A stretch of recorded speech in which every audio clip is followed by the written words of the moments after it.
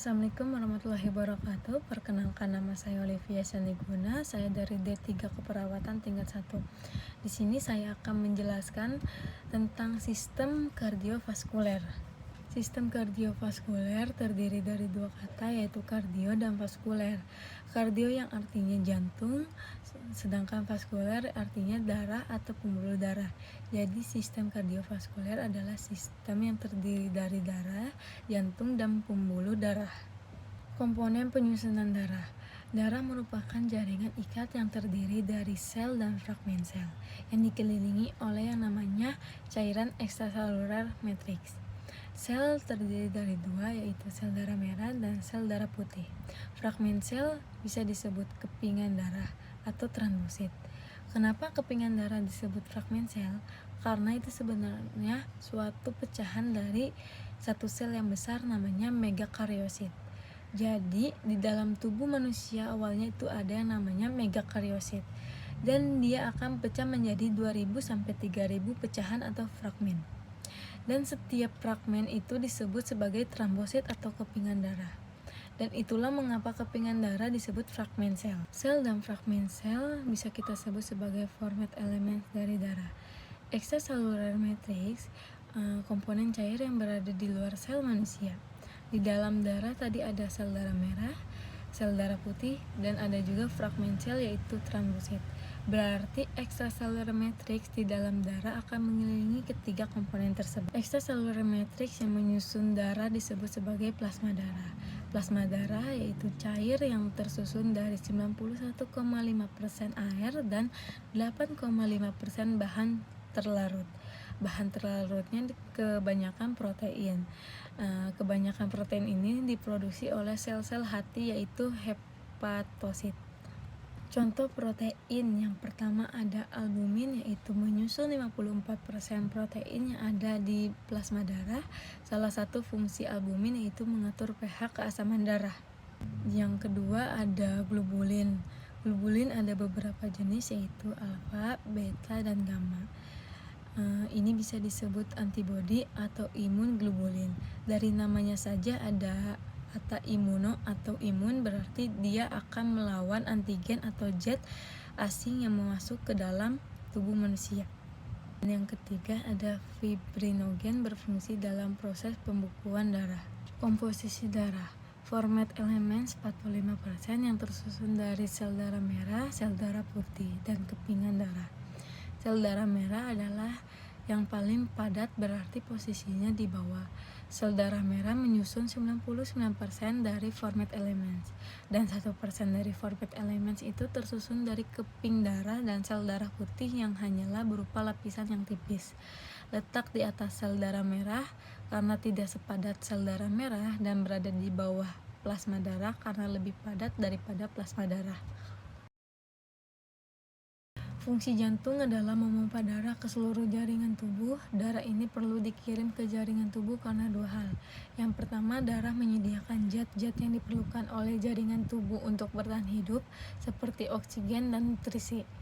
Yang kedua, karena darah mengangkut zat-zat buangan yang dihasilkan oleh jaringan tubuh agar zat tersebut dapat dieliminasi dari tubuh melalui organ ekskresi atau organ pembuangan seperti ginjal dan paru-paru. Cara kerja jantung. Ketika jantung itu memompa darah akan berkontraksi, dan kontraksi tersebut akan menciptakan tekanan yang tinggi pada jantung, lebih tinggi daripada tekanan yang ada di pembuluh darah di sekitar jantung. Oleh karena itu darah bisa mengalir dari jantung ke pembuluh darah, dan ketika jantung itu menerima darah dari pembuluh darah, rongga jantung yang berfungsi menerima darah memiliki tekanan yang lebih rendah dibandingkan pembuluh darah yang mengirim darah ke dalam jantung. Kesimpulannya adalah jantung itu menjalankan fungsinya dengan cara menciptakan perbedaan tekanan. Anatomi jantung. 4 ruangan. Yang pertama, arteria atau serambi, letaknya superior atau lebih atas, artinya ruang masuk. Fungsi atria adalah sebagai rongga jantung yang menerima darah masuk dari pembuluh darah. Vena, seluruh pembuluh darah yang mengirim darah ke arah jantung.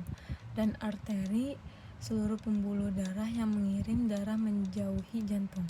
Yang pertama ada atrium kanan, menerima darah kotor yaitu darah yang kaya karbon dioksida dan miskin oksigen. Darah ini kaya karbon dioksida karena darah baru saja keliling seluruh tubuh kecuali paru-paru, dan dia melepas oksigen untuk sel-sel tubuh dan menerima karbon dioksida hasil metabolisme sel-sel tubuh. Yang kedua ada atrium kiri, menerima darah bersih yaitu darah yang kaya oksigen dan miskin karbon dioksida. Darah ini bersih karena baru saja jalan-jalan ke daerah paru-paru dan di paru-paru menerima oksigen dan alveolus dan membuang karbon dioksida yang diangkut. Vertikal letaknya interior atau lebih bawah. Fungsi vertikal adalah memompa darah keluar dari jantung. Dan yang ketiga ada vertikal kanan, memompa darah kotor keluar dari jantung. Vertikal kanan akan memompa darah kotor menuju ke paru-paru agar nanti di daerah alveolus paru-paru darah kotor ini akan melepas karbon dioksida yang tadi diangkut dan menerima oksigen menjadi darah yang bersih. Ada arteri pulmonalis yaitu arteri yang mengantar darah dari vertikal kanan paru-paru, dan vena pulmonalis, vena mengembalikan darah kaya oksigen dari paru-paru ke atrium kiri. Sirkulasi pulmonal vertikal kanan paru-paru atrium kiri. Sirkulasi sistemik vertikal kiri seluruh tubuh atrium kanan. Yang keempat vertikal kiri, memompa darah bersih keluar jantung ke seluruh jaringan tubuh manusia kecuali paru-paru. Ada aorta atau arteri yang mengirim darah dari vertikal kiri ke seluruh tubuh. Mikronutrien ada vitamin, mineral, dan makronutrien ada protein, karbohidrat, dan lemak. Makro adalah besar, polisakarida, disakarida, monosakarida. Pencernaan, proses pemecah molekul makanan yang besar atau kompleks menjadi molekul yang lebih kecil atau sederhana. Molekul kelompok urenan yang melakukan proses pencernaan, digestive system atau sistem pencernaan atau sekelompok organ yang melakukan pencernaan. Dibagi menjadi dua kelompok organ. Yang pertama ada gastrointestinal tract atau GI tract. Yang kedua ada accessory digestive organs. GI tract atau saluran dari mulut ke anus mencakup rongga mulut, tapi hanya dua, yaitu oropharynx sama laryngopharynx. Kecuali nasopharynx itu bukan pencernaan. Esofagus adalah kerongkongan. Dari kerongkongan lalu diikuti ke lambung, stomach, kerongkongan menuju lambung, terus stomach, terus usus besar. Lambung ini adalah saluran yang sangat panjang. GI tract cadaver panjang bisa sampai 7-9 meter. Fungsi GI tract, kita harus tahu dulu pergerakan GI tract. Kontraksi artinya menyempit, relaksi artinya melonggar. Fungsi yang ke-1, apa yang terjadi pada pencernaan kita kalau normal? Hal pertama terjadi mixing atau pencampuran.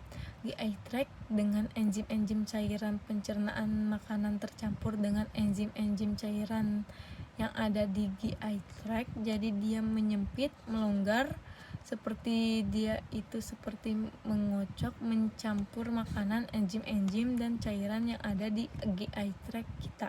Fungsi kedua adalah mendorong makanan ke arah anus. Dan fungsi ketiga mengolah makanan menjadi bentuk yang lebih sederhana. Aksesoris digestive organs. Aksesoris artinya tambahan, sekelompok organ selain organ GI tract yang melakukan proses pencernaan terbagi menjadi 6. Yang pertama gigi, yang kedua lidah, yang ketiga kelenjar salivah, yang keempat hati, yang kelima kantung empedu, yang keenam pankreas. Gigi dan lidah berfungsi mencerna makanan mekanis, jadi kita bisa simpulkan hanya gigi dan lidah yang berhubungan secara langsung pada makanan. Organ-organnya hanya berhubungan hanya tidak langsung karena bukan organnya yang berkontraksi langsung, tapi sekresi dari organ yang berkontrak pada makanan. Inhalasi atau menarik napas. Komposisi udara inhalasi nitrogen 79%, oksigen 21%, karbon dioksida 0,04%. Besar tekanan dari satu jenis molekul gas spesifik. Contoh, besar tekanan yang diberikan molekul oksigen saja tanpa melihat besar tekanan molekul lain itu disebut tekanan parsial. Tekanan yang diberikan oleh satu jenis molekul gas dalam wadah berisi campuran gas-gas, jadi ada tekanan oksigen, nitrogen, karbon dioksida, dan lain-lain yang dilambangkan dengan huruf P. Jadi PO2, PN2, PCO2, dan lainnya. Ketika kita inhalasi, kandungan oksigen itu relatif tinggi. Kandungan oksigen yang tinggi menyebabkan tekanan parsial paru-paru ketika inhalasi menjadi tinggi. Oksigen banyak,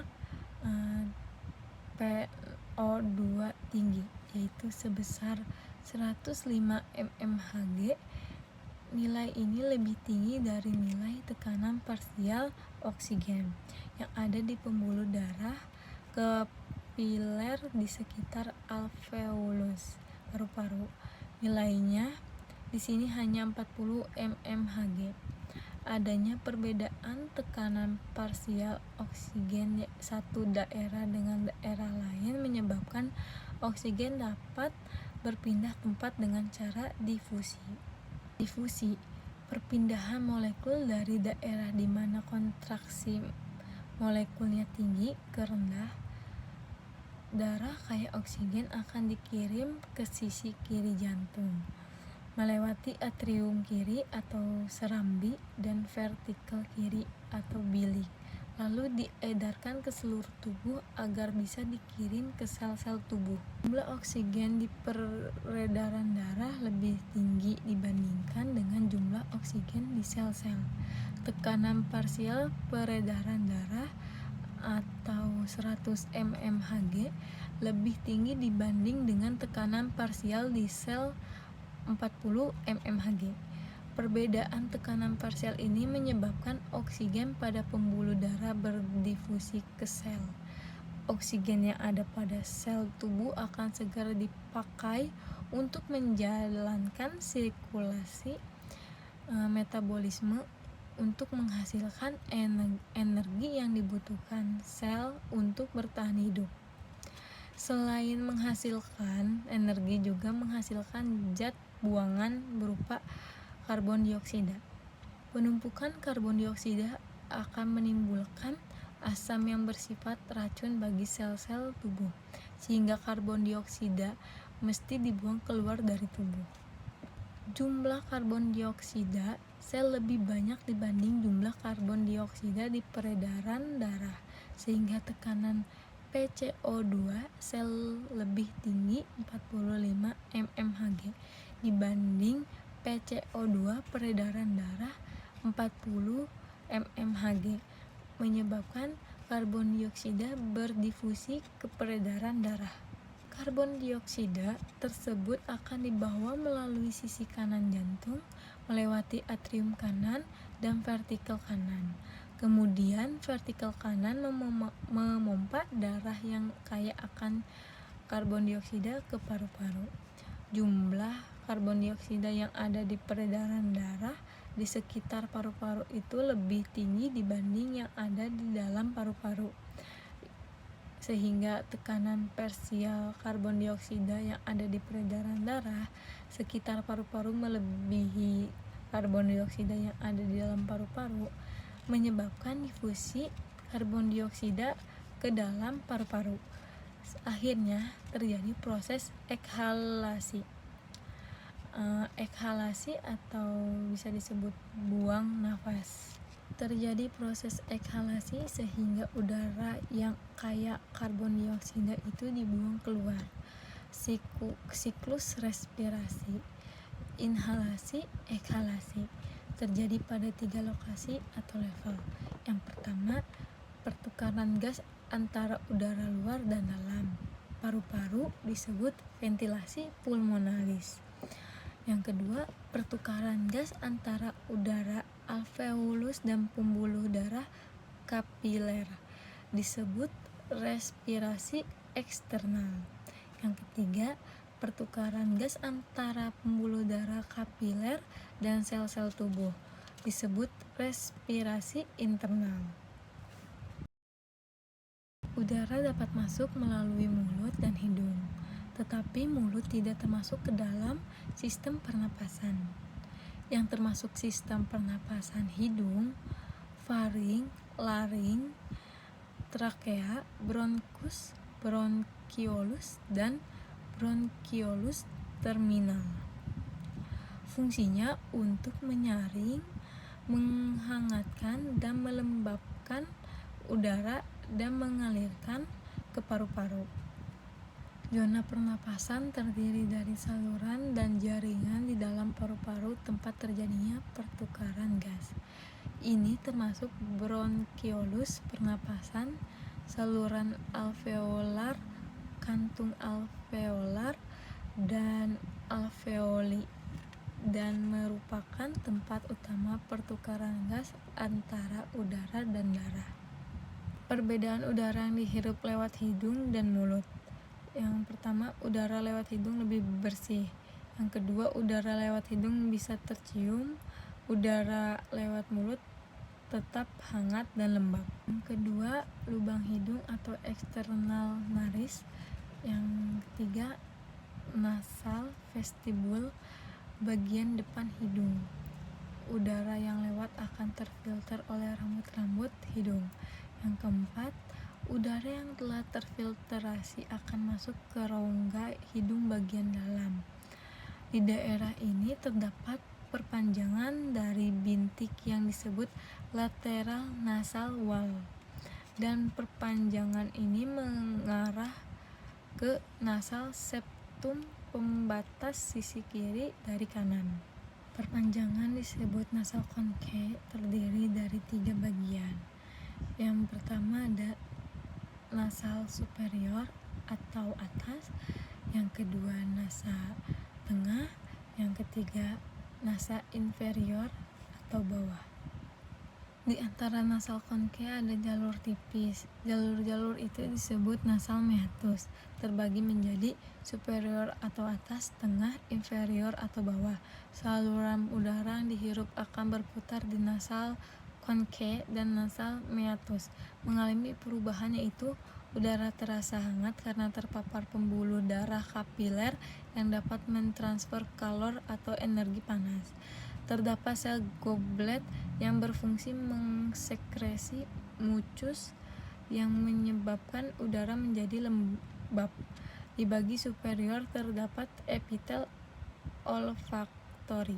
Udara yang masuk dari hidung maupun mulut akan masuk ke faring.